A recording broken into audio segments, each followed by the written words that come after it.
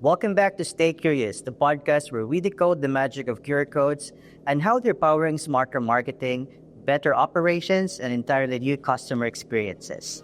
I'm Ed, and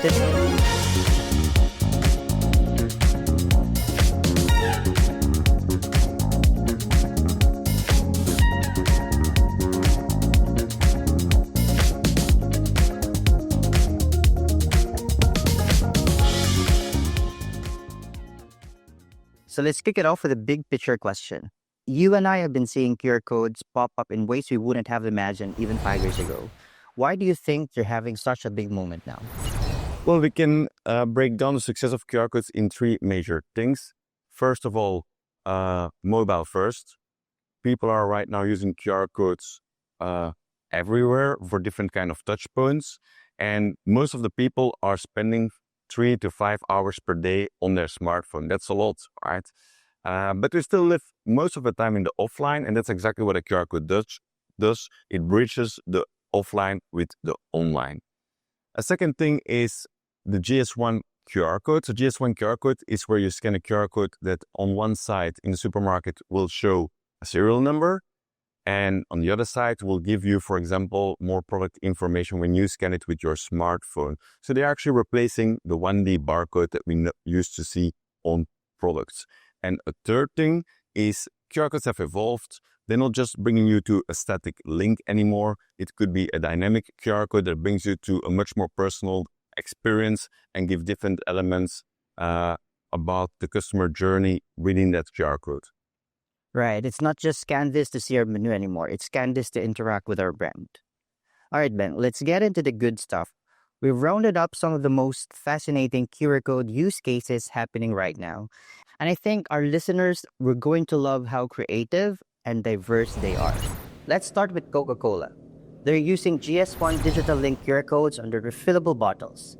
These codes give consumers access to product info, sustainability messaging, and even help manage the return and refill system. What can you say about this? So Coca-Cola is one of the first brands that is experimenting with GS1 QR codes. GS1 QR codes are the ones that will replace all 1D barcodes, which will be obligatory by 2027. Why is this a win-win on one side, on Coca-Cola, the producer, but also for the customer? So in the customer journey of a bottle, that is supply chain, right? And that needs to be very practical for a producer as Coca-Cola. But of course, in a certain moment, that bottle becomes part of a customer journey. And then when you scan as a customer, you will also have more information. So it actually is what I call functional storytelling, right? On one side, it functions and it helps the supplier, but on the other side, it also helps the consumer. And that's why these GS1 QR codes are really so important and powerful, I think, for both suppliers as consumers. Nice. Now let's talk about Tesco in the UK. They're testing a new kind of checkout process. Shoppers scan a QR code when they enter the store using the Tesco app, and from there, it's essentially a cashierless shopping experience. What's your take on this? I think when everybody that goes to a supermarket and needs to still stay in line to check out, yes, it has a social element, but sometimes you can be in a hurry and it feels like they're stealing your time, right? This is more, what Tesco is doing is much more than skipping the line. It's actually connecting a customer journey to their digital profile. So it really also helps Tesco on one side, but also you as a customer that can check out much quicker when you have done this. This is already existing in some supermarkets for much longer, right? And I'm a big fan of these things because I am the person that really don't like to line up in a supermarket waiting until it's my turn, right?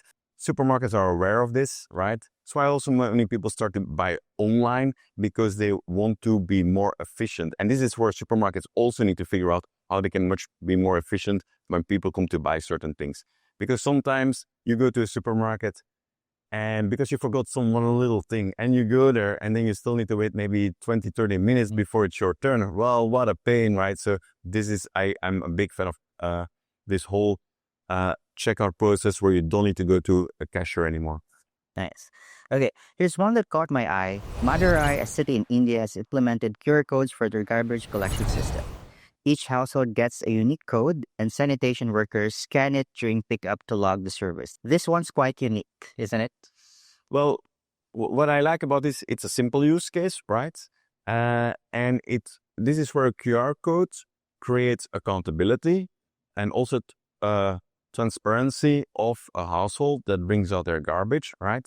And it's also something that you can quickly scale on a bigger scale. So it can be done on one city first and then through other cities as well. What I think about it is it's again bringing a digital experience in something that where there was no digital experience existing before, right? So this also helps.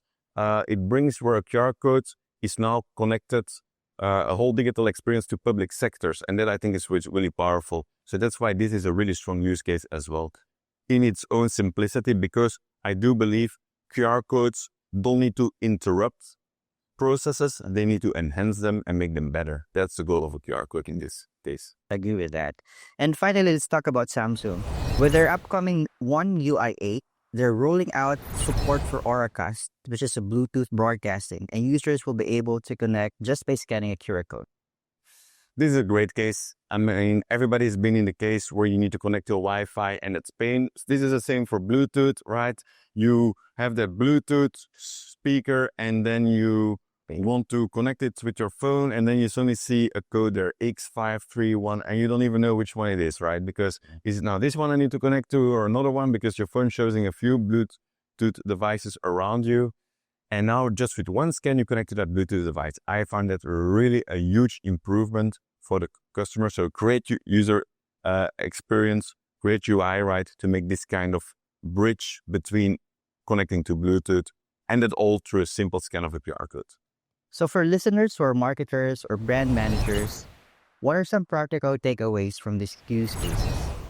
So the first thing that I would say is that a QR code needs to benefit the consumer. And this is not by disrupting a process or interrupting it. It's really by enhancing it and making that user experience more smooth. For example, Samsung connecting to a Bluetooth speaker, that's an enhancement that makes the life of the customer much more beneficial and easier, right? That is, I think, a really important one. The second thing is that use dynamic QR codes, because you can change the landing page or whatever you are bringing the customer with to. So this, I think, is also very helpful. The third thing is that QR codes don't only need to bring people to websites. It can also be to a form for feedback or to a digital receipt or something else. A QR code can also bring you to, for example, to scan and connect to the Wi-Fi. So QR codes can do much more than just bringing people to websites.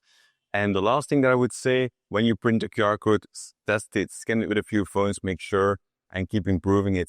Make sure that you put it on the right place on the packaging, not in the back, for example. Make sure there is a good call for action. So these kind of things are really important if you put a QR code on your product. Before we wrap, what's the most unexpected or creative use of the QR code you've seen lately? Well, one interesting use case, and it's really all about experiences, where they put a QR code on a pillowcase. So why is that interesting? Because you can actually see the origin of the cotton, you can see the story about it, the quality of the product, but you can also have some songs for Spotify to sleep better. So they bring all these kind of things together in that product experiences. So when you buy it, you can still scan it and engage with it. A pillowcase, right? Something that we do every day, sleeping in a bed, right? So I found it a pretty nice use case as well.